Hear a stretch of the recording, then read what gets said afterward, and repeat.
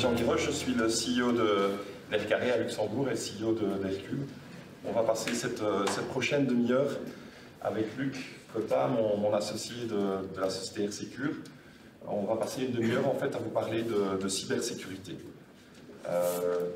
L'objet en fait sur cette cybersécurité, c'est qu'on voit quand même que c'est le thème à la mode, que c'est quelque chose qui nous concerne tous.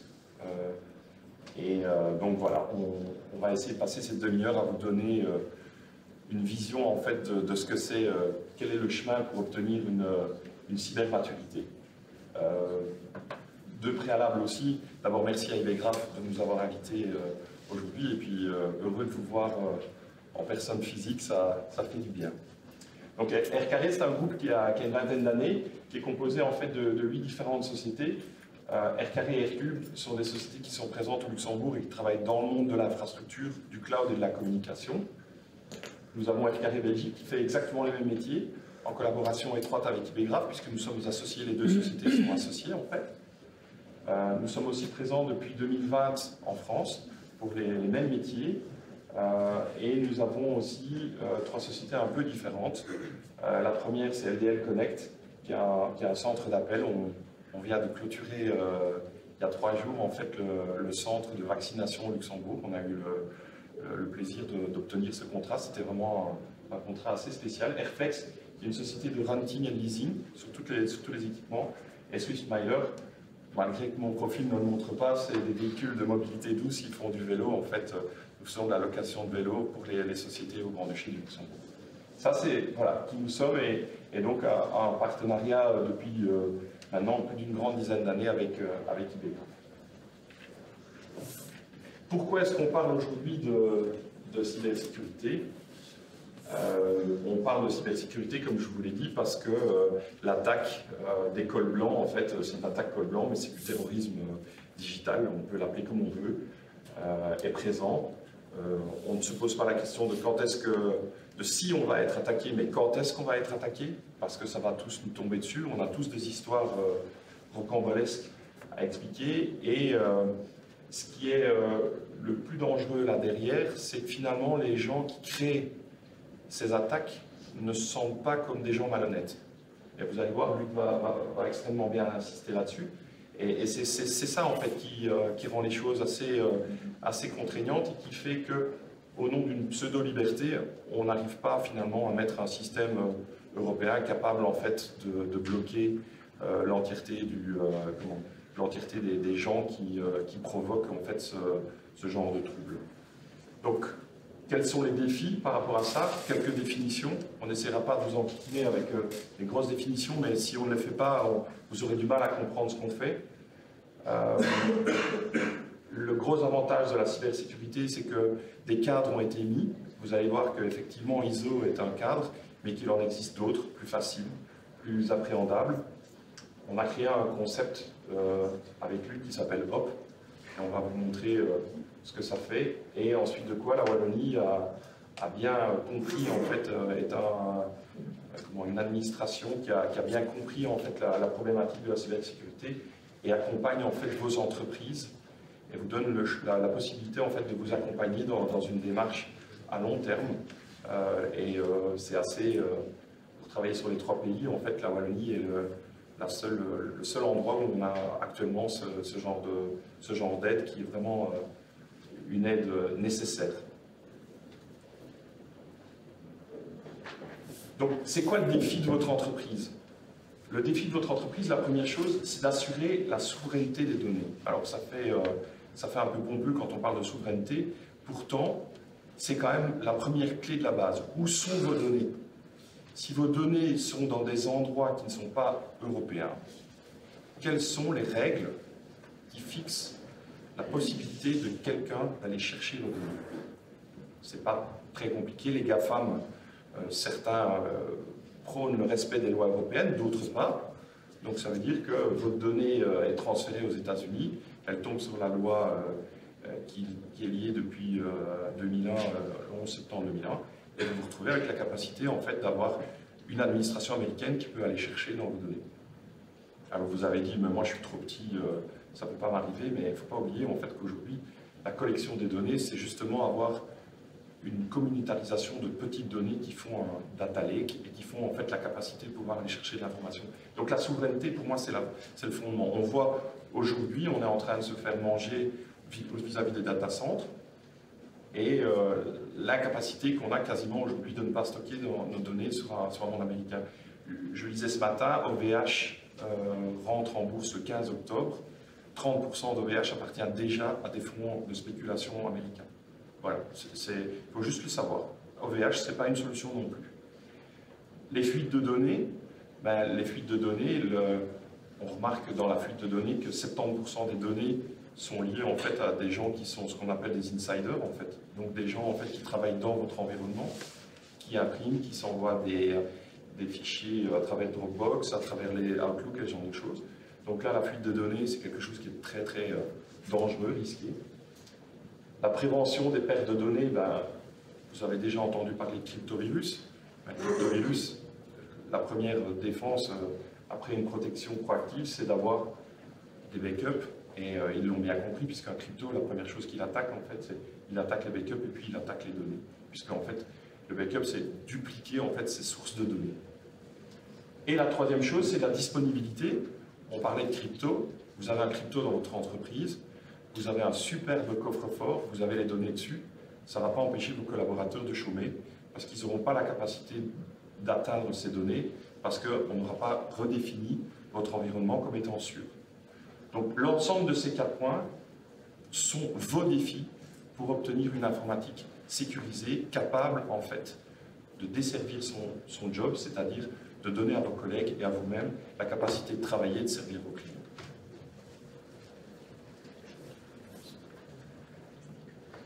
Merci Jean-Guy. Bonjour à tous. Merci IB Graph aussi de m'inviter pour la première fois sur le territoire belge pour RCQ.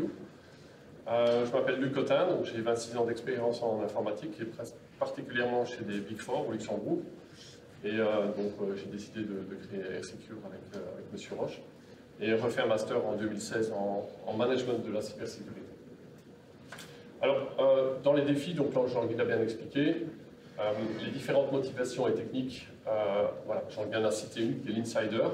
On a l'espionnage, l'activisme, le terrorisme et la guerre, ça veut dire sur le slide comme moi. Et ce qui est important, c'est de bien comprendre quels sont les points d'entrée. À partir du moment où vous connaissez vos points d'entrée, vous allez pouvoir mieux contribuer à protéger votre entreprise. Alors on a parlé des réseaux sociaux.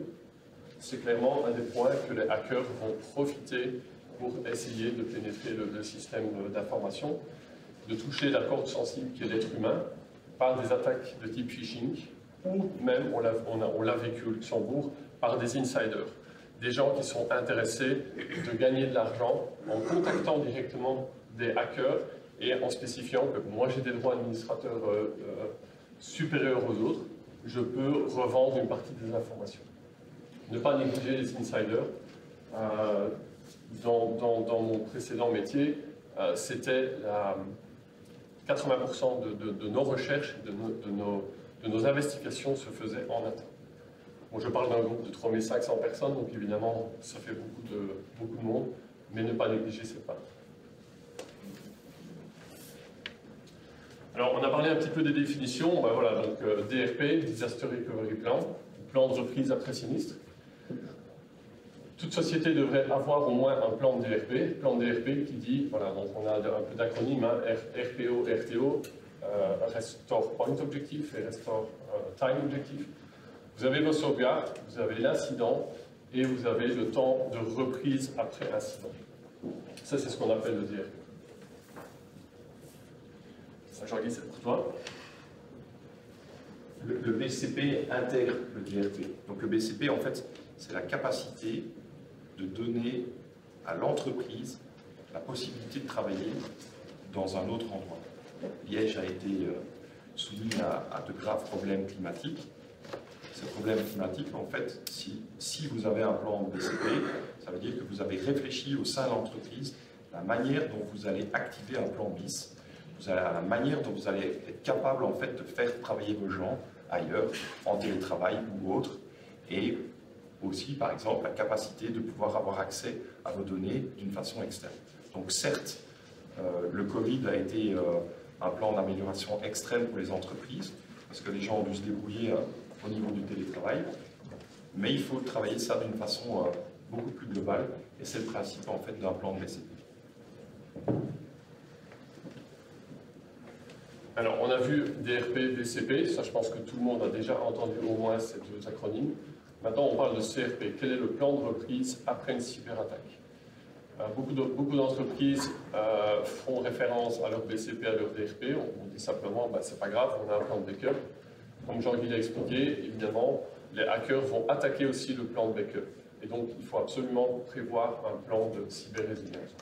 Comme la définition le dit, c'est le plan qui permet de rétablir la garantie de disponibilité des données après la cyberattaque. Un ransomware va attaquer les backups et la partie sensible.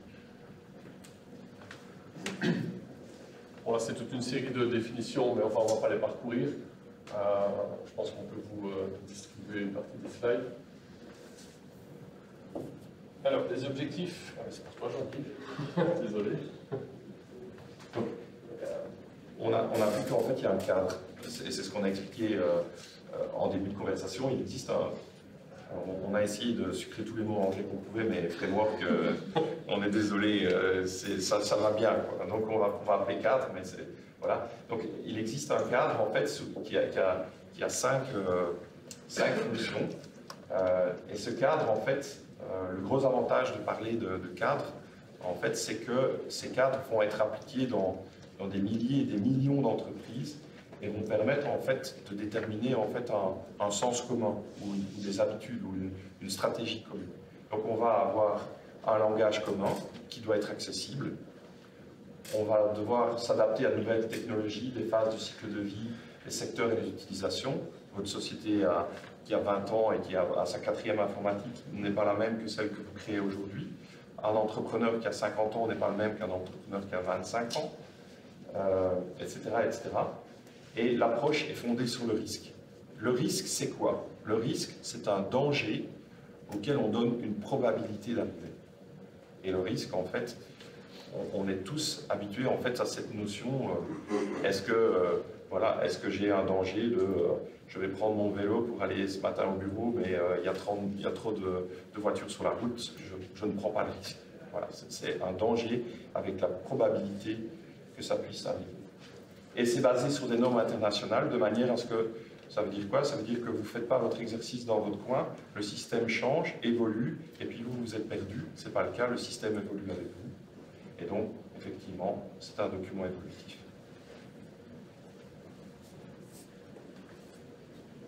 Merci, Jean-Guy.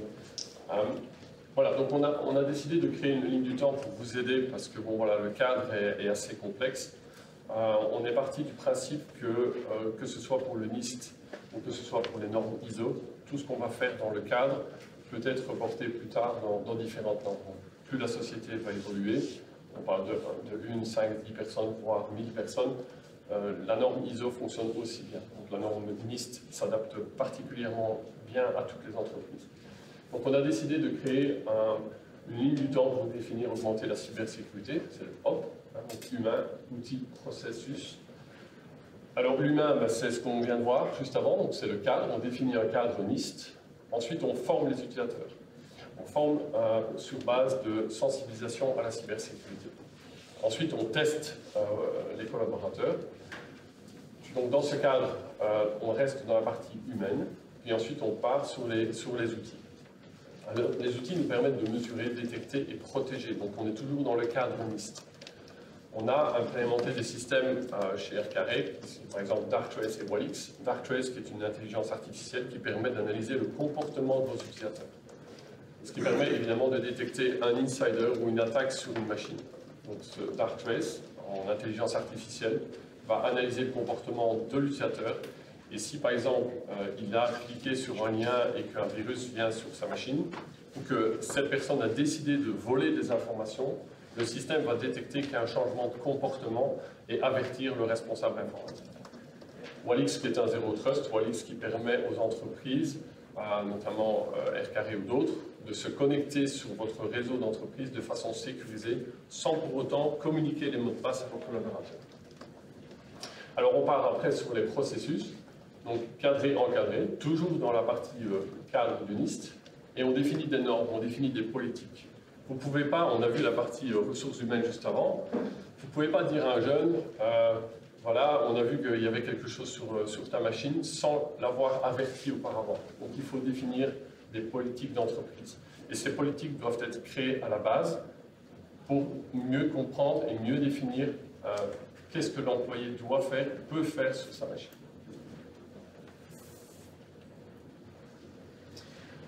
Alors dans l'analyse NIST, bon, on l'a vu auparavant dans la roue, hein, qui est une roue de Deming, hein, parce qu'elle n'est jamais terminée, c'est toujours un plan continu. Donc on identifie, on protège, on détecte, on répond et on récupère. Alors c'est très, évidemment, c'est très formatif, hein, donc on voit différents points.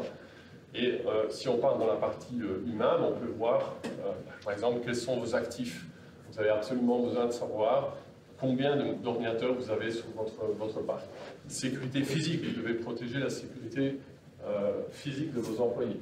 Tout ça fait partie d'un cadre qui va de l'identifier jusqu'à récupérer. On l'a vu auparavant pour la partie récupérée, la partie backup, plan de reprise et disaster recovery.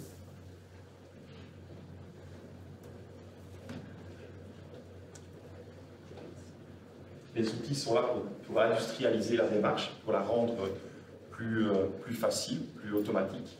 Donc Qualix, on en a parlé, donc c'est de nouveau zéro trust. Hein. Le trust, ça marche bien aussi en anglais. Hein. Donc la capacité en fait de donner accès à quelqu'un en le contrôlant et en validant qu'il n'a pas les users et les mots de passe. D'après ces outils d'intelligence artificielle. ESIA, qui est une société liégeoise, qui est spécialisée en fait dans le monitoring de la santé de votre équipement. Est-ce que votre équipement fonctionne? Est-ce qu'il n'y a pas un disque dur qui casse, un ventilateur qui ne fonctionne pas, etc., etc. La stratégie de backup, ben là on est générique parce qu'il n'existe pas une seule stratégie, toutes les stratégies sont bonnes. Il faut simplement valider en fait plusieurs choses qui sont pour nous fondamentales. Quels sont vos besoins en historique et quels sont les besoins en externalisation? Où sont sauvegardés vos backups? Si tout est dans la cave et que vous faites inonder backup plus les données, ça ne sert pas à grand chose. L'antivirus, c'est quand même encore, et ça reste malgré tout une clé dans les systèmes, et les antivirus deviennent de plus en plus intelligents. On a parlé de cryptovirus tout à l'heure.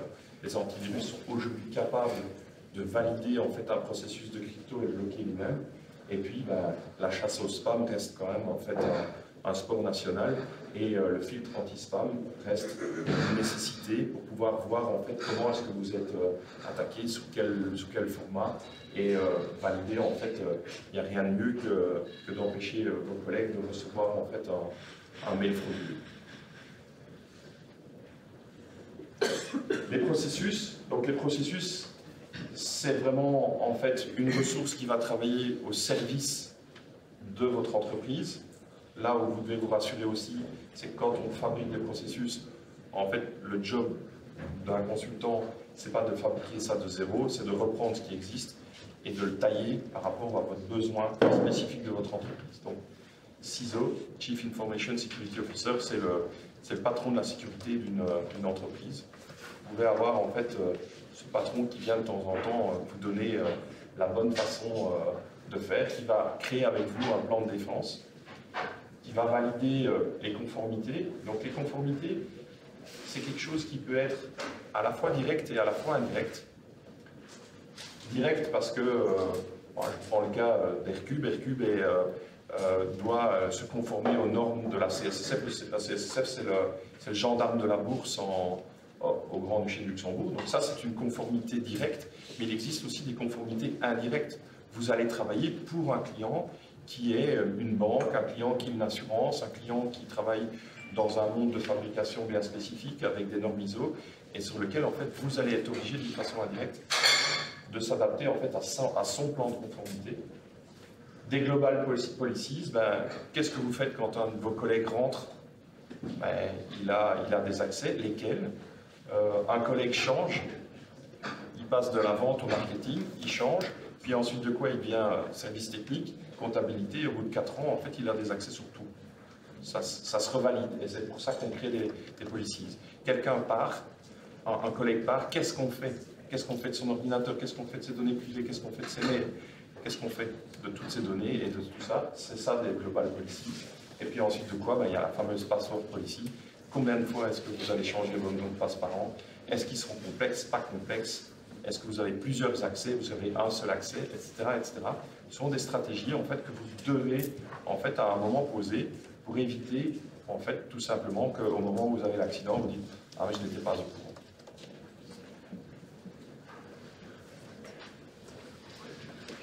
Alors, on a parlé un petit peu de maturité à la cybersécurité. Donc, le cadre NIST propose différents niveaux. Donc, chaque société a au moins un niveau 1, donc ça qu'on ne part pas sur le niveau 0. Vous avez tous un antivirus, même si vous n'en achetez pas un autre que Microsoft, il est déjà de base dans la partie Microsoft. Et donc, on essaye, par les cadres qu'on a créés, par le module HOP, qu'on va vous présenter juste après, de monter votre niveau de maturité. Passer de niveau 1 à 2, 3 et ainsi de suite, ou si vous êtes déjà à niveau 3 défini, arriver à niveau 4, 5, voilà, pour être vraiment sur des niveaux optimisés. Il ne faut pas croire que tout va être rose dès le départ. Il y a certaines parties de votre infrastructure ou même de vos processus qui sont déjà bien définis, qui sont déjà bien matures, d'autres le sont un peu moins. Et c'est cette partie-là qu'il faut identifier. Et c'est pour ça qu'on a défini, on va le voir dans le cadre juste après, de pouvoir faire une analyse, ce qu'on appelle un gap analysis, et de faire une analyse de résultats qui va, sur base de questions qu'on va vous poser, pouvoir définir et vous donner une stratégie par la suite.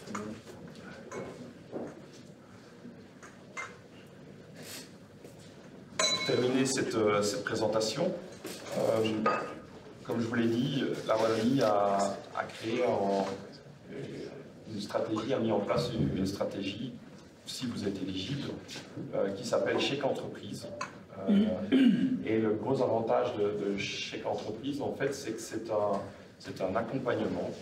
Donc, en fait, vous avez la possibilité de travailler sur la fameuse matrice, la ligne du temps HOP qu'on vous a présentée. Et le tout est sponsorisé par la région Wallonne à hauteur de 75%. Donc, ça vaut vraiment le coup.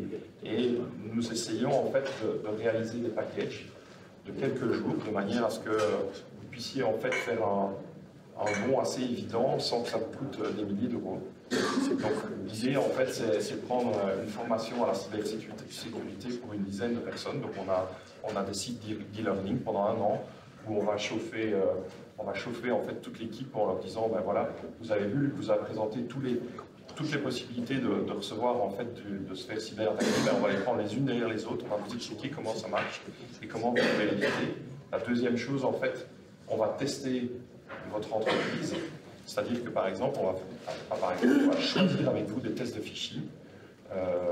On a vu la société Groupes par exemple, ben, elle est là et on va envoyer une société, on va envoyer un mail de phishing en disant youpi, vous avez reçu 7,5% d'augmentation de salaire, vous allez voir la vitesse à laquelle ça va cliquer, clic. Ben non, il ne fallait pas parce que c'était envoyé par une société XY. Donc là, c'est vraiment un test. Et donc, le test montre en fait vous démontre en fait votre vulnérabilité et montre en fait, à ce moment-là, en fait, c'est vraiment de la micro-formation sur laquelle vous allez vraiment monter votre niveau de maturité. On a la validation des outils de protection. Qu'est-ce que vous avez sur site? Est-ce que c'est bon, pas bon? Est-ce que c'est bien mis selon les normes? Et ensuite de quoi, en termes de processus, en fait, on va vous demander en fait de vous auto-évaluer en fait sur votre niveau de maturité de cybersécurité. Et ensuite de quoi, on va vous accompagner et on va travailler avec vous pendant un jour en fait sur les 3 problèmes majeurs de votre entreprise.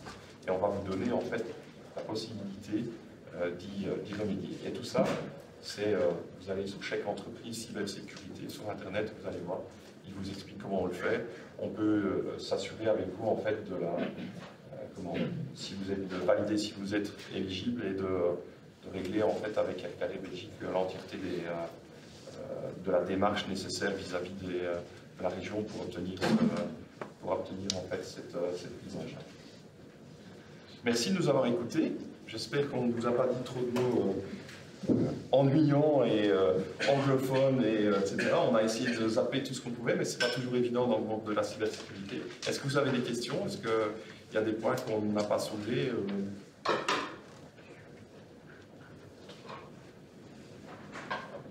Ben, on vous remercie encore et on remercie Bégraph et je pense que les choses sérieuses sont arrivées derrière nous. Donc, je vous souhaite d'ores et déjà un bon appétit et merci.